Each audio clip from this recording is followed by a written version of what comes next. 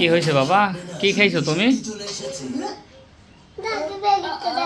দাদা ভাই প্যাকেট তো আমি দেখি না। প্যাকেট মনে মা ফালায়া দিছে। প্যাকেট মনে মা ফালায়া দিছে।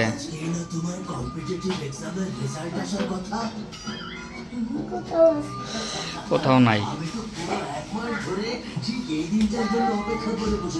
তোমার নোটস কিনা নিয়ে আসছো? হ্যাঁ, লম্বা প্যাকেটই ভালো। ডিব্বারটা ভালো না। ডিব্বারটা খাইলে পেটে সমস্যা হয়, বুঝেছ? কি করতেছো তুমি?